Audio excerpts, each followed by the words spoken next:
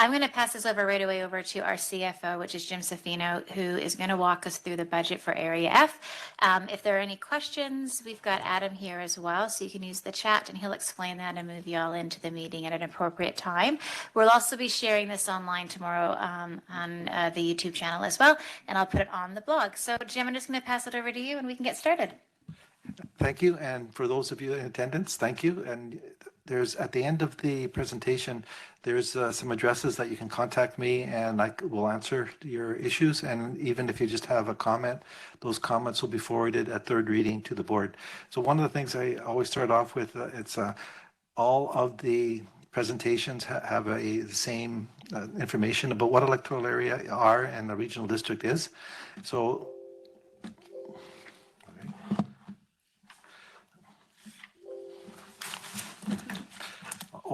Okay. So this slide actually talks about a conundrum.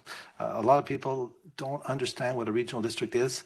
There is some differences between regional district and municipalities, and that's what I'm going to try to explain to you all.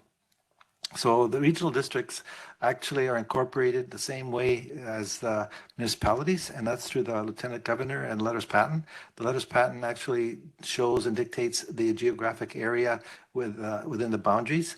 And what the difference between a municipality and a regional district is that the regional district is vested and controlled through the board of directors, and where the municipalities is controlled through councils. There are 9 electoral areas in the RDOS, and there's 6 municipalities that represent a total of 20 members. Last year it was 19. The city of Penticton, because of the increase in population, increased by 1. Regional districts, the difference between regional districts and municipalities are we are not a taxing authority. We tell the surveyor of taxes how much we need through the budget, which the board passes and controls. And from there, the surveyor of taxes sends out the tax notices. And for that right, they charge 5.25% administration fee. So I'm projecting for 2023 it to be $895,000. For electoral area F, it will be, as the budget stands, which will go to second and third reading, will be $82,189. The regional districts, as I stated, do not tax directly. We actually tell the municipalities how much money we need from the municipalities, and that's so that the residents of each municipality who are also residents of the regional district pay the taxes through the municipality. They do not charge a administration fee, and they're not allowed to. Services, there's some services that you as electoral area have to be part of, and that's a legislative. For instance, emergency 911, general government, solid waste. Director has no choice, but they must be part of that. There's other services that are joined by choice, and those would be some sewer, water, garbage pickup, etc. Those are by choice, and those are at one point or other as residents of the area were asked if they would like to, and they said yes. Budget structure. So a regional district is different than a municipality. A municipality may have 3 to 5 budgets, usually general water, sewer. For the Penticton and Summerlands of the world, they have electric, so that they would have 4. We have 162 services, so we have 162 separate budgets. Each of those budgets are calculated based on the assessments of the area, and they're split up into the different classes, so residential, utility, businesses, farm, etc. So continuing with the budget process, budget process starts in August, and from there it's built up with the managers sending in their best guess scenario of the service level. That budget is then compiled and sent to the board at a budget workshop. So that workshop this year last year was November 17th, 18th, and December 2nd. At that meeting, staff listens to what the directions of the board and creates a budget that actually went to the board on January 5th for first reading. Earlier, I talked about regional district services. These are some of the services that you're contributing to. And again, as I stated, for instance, emergency 911, finance, corporate services, environmental services. These are services that you have to be part of, again, because of legislation. And most municipalities are on there, and so is Electoral Area. So this is just a continuation of regional services. And this is part of the 162 services that we work with. Types of other services, so there's rural services, services where the majority of electoral areas participate. And in this case, the majority would not be municipalities. Electoral areas would be part of this. So rural services are such as building inspection, bylaw enforcement. Those services municipalities pay through their own budget and through their own taxes, but through economies of scale, the 9 electoral areas join and they pay a portion of their cost, and it's split up by, for the most part, it's split up by assessment. There's others where it may be parcel tax, and there's user fees in there too. Other types of services are shared services. Only those that participate in the service pay. Examples would be victim services, fire department, parks, etc. So, and that, again, only those that are in that service that have said yes to the shared services pay. Local services, okay, local services are defined for specific purposes. In your case, it would be the fire department. It'd be a contract that the regional district has with the city of Penticton, and only those that benefit from the fire protection pay. And there's also water services that would also apply in this area. The RDOS budget process, as I stated, starts in August. It's going to change for 2024. I want to start it in June. And that would give the directors more of a chance to look at the budget. Right now, we present the budget in late November, middle November. They have a week to look at it, and then they have another week to make changes. I'd like to give them more time, and it's more fair for the directors. The budget is prepared as it's a 5-year budget and that is a local government act that we have to do with a more detailed on the current year. So it's a 2023 budget is prepared along with an additional 4 years. Anything that's new that the managers requested that wasn't in the budget, and I'll talk about it a little bit more detail in a bit, the managers must fill out a detailed business plan that shows why they're asking for it. For instance, why do they want an additional staff member? Why do they want to increase supplemental services, and why they want or asking for specific capital projects? So from the workshops that I discussed earlier, the budget's taken to the board on January 5th.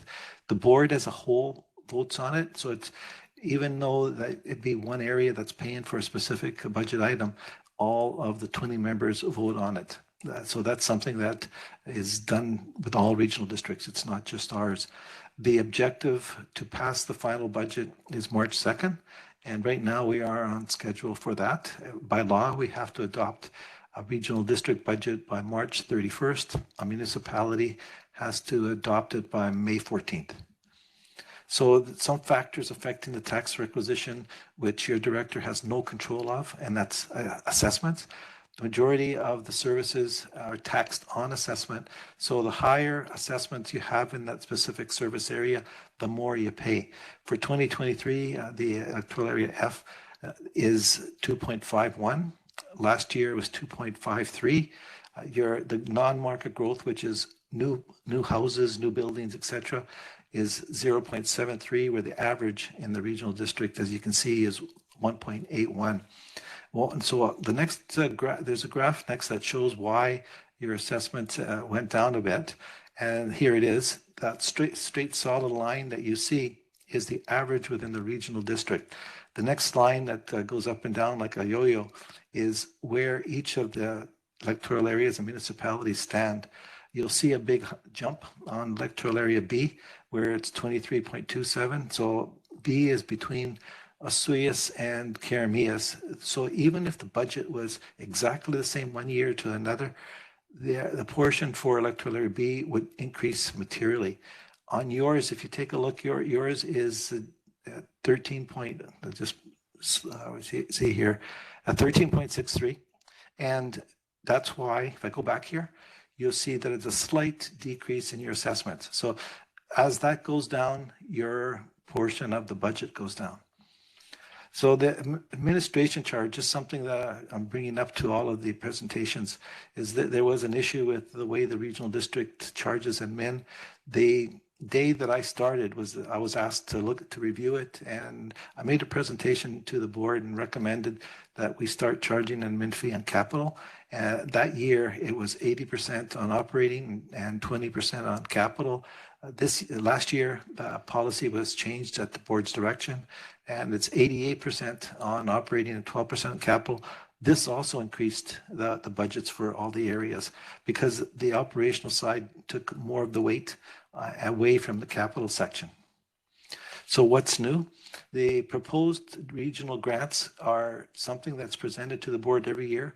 They're not included in the budget until after the board approves it. Same thing with the program change requests. Those requests are FTEs, which is full-time equivalent staff, and supplemental requests, and then the capital requests. So they're not official until the board authorizes them. So the program change requests, what are they? So the FTEs that the board sees and supplementals, etc., there has to be a full business plan that shows what the consequences are by not doing it, what the consequences are if we're doing it. There's always a cost associated with capital, FTEs, and supplemental. This is just, so the next few sections shows an example of what your board reviewed and either said yes or no to the request. This one here is the nonprofit agencies. The applicants are on the far left of the screen. It shows who they are. It shows what they want the funds for, how much they want. And I also added what the tax implications would be if the board said yes. And on where it says November 18th board approval, it shows that the board approved 17,250. This is split up based on assessment to all of the different municipal areas and electoral areas. The bottom section shows if they qualify for the policy or if they don't, and if they don't, why. But the board can override this. Now, it's not official until third reading. This could change. It can go up, it can go down.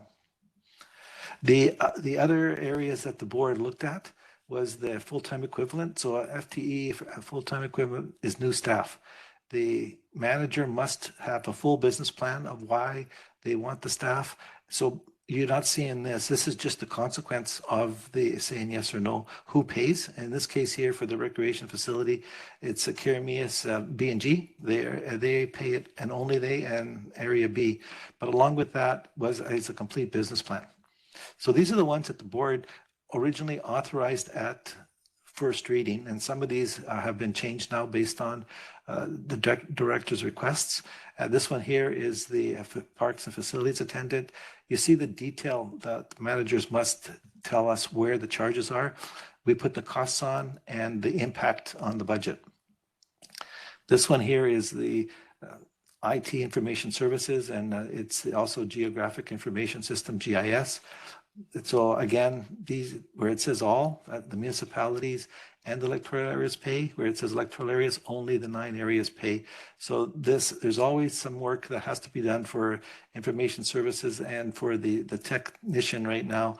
The one that we have now is really overworked and we need an extra person. And with the geographic information system, it's going to help us mainly for the asset management, but there's also a lot of other work that we need to do to keep up. And the engineering technologists, this is mostly, as you can see in the far left, is for the landfills. There's a general government, a small amount for general government, but the majority is solid waste. The biggest sections is the Oliver refuse and the solid waste management wages. We now have the contract in-house for the Oliver landfill, and that's what this is. This one here is the summer students. The summer students is something that we always like to hire. They actually fill in all the extra work and vacation relief, etc., during the summertime.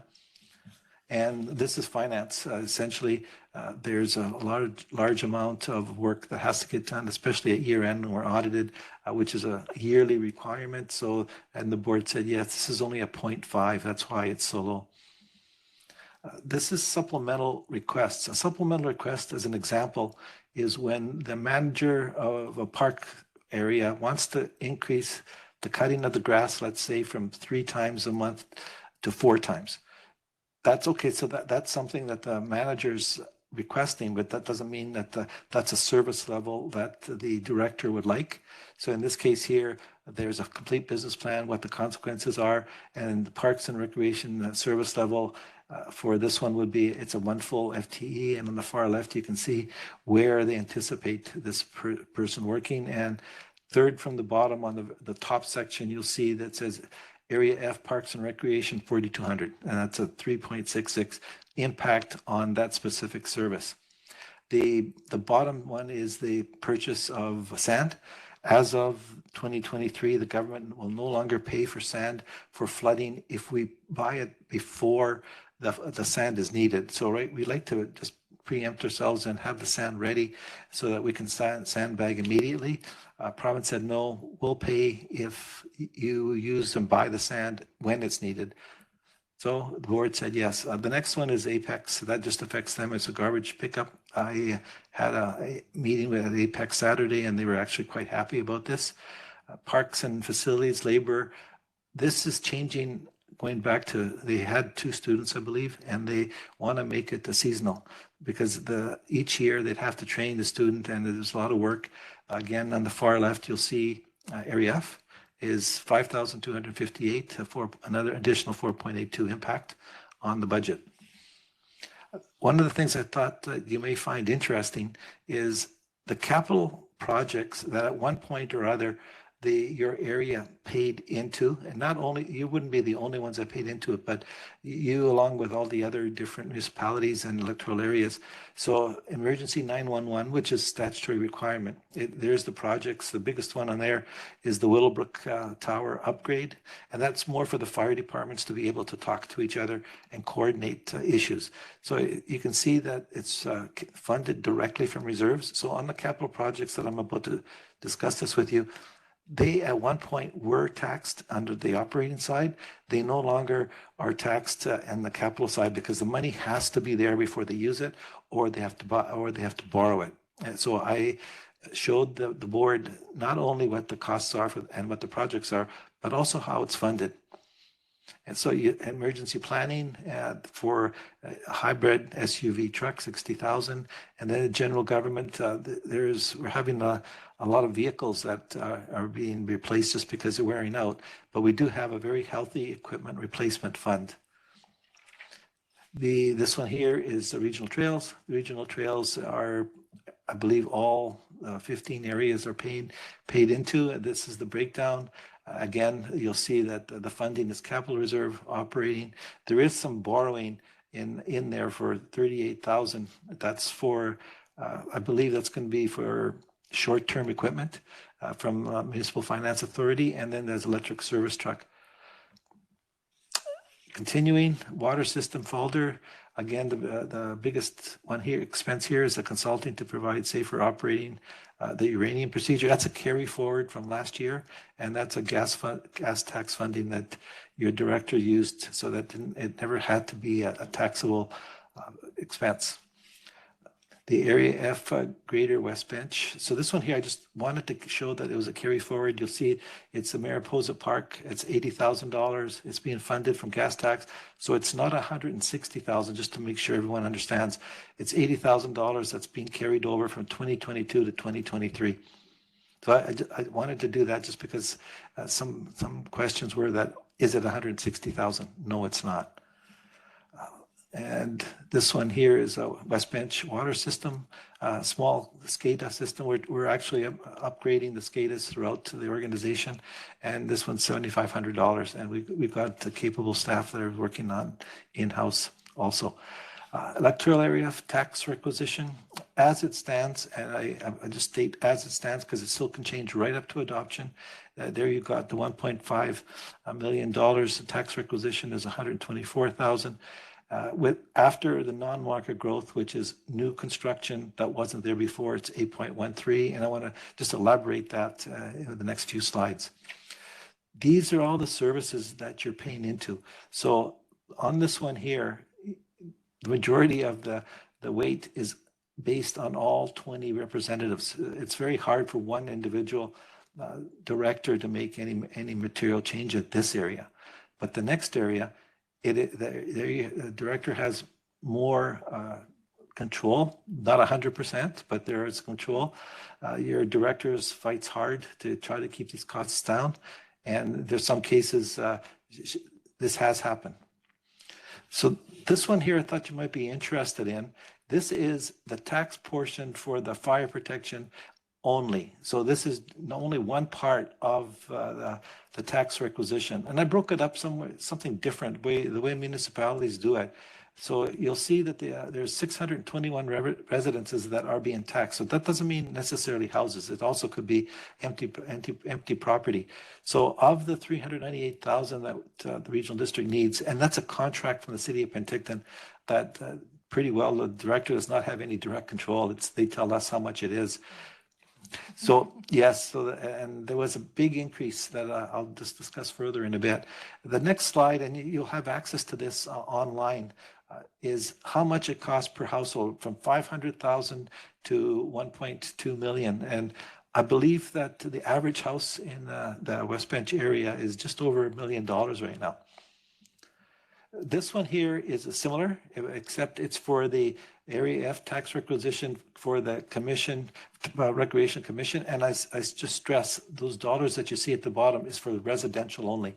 But however, the rest of it for the utilities and light industry, et cetera, they're a small amount. That it's based on a formula that regional districts, all we can do is we look at the BC assessment and they tell us what the assessments are. The directors do not have control of a multiplier that actually dictates how much the taxes per class are. We are told what they are, and then we have to, by law, use their numbers. Where municipalities can change that. That section where it says O2 utilities, that actually, if the law allowed us, it would and be equal to what a municipality could be materially higher, which means that the residential section would be materially lower. So a little while ago, I talked about the fire department and the contract. So you see the yellow line where the 1.565 million is. It's where it shows the 8.13. 2.73% of that amount is for the fire. And actually, if you match apples to apples, it's actually 7.42. There's a new service that is provided for the Area F, and that's the West Bench Soil Removal and Deposition Service. So if you take the 2.73, you're under 5% for the taxes, and you're within line of what everyone else is. The contract for the fire department for your area went up materially in 2022. And so the staff has been directed by the director to review what they're charging us and talk to them to see if we can reduce it somehow and still keep the same level of service that are being provided. This is just the area, how much people pay, or each electoral area pays. It shows it from Penticton Indian Band of a low of 38,000, and it's low because there's only 4 services that they contribute to. All the rest, they have their own. And it goes to a high, which is Area D, which is OK Falls. And you can see yours is about the middle of the tax requisition. Then I take that, and this is something new I brought to the regional district last year. I do a cost per capita. Then the cost per capita, you're pretty well close, just above the middle, but you're close to the middle for the 540.21. It was 497.25 per capita. So this is something that shows the benefits for each of the individuals within the electoral areas. And the more people that you have, the more that cost is going to be, because the more benefits that they get. You'll see Penticton, who is one of the higher payables for taxes, is the 3rd lowest for the cost per capita. And this is how you get a hold of me. So that you can send the emails to the www.RDOS.BC.ca. You could phone me. My number's on there. I will answer your question, and I'll also, as I stated, make the presentation of all the issues that I come across to the board at the last meeting before the board approves the final budget.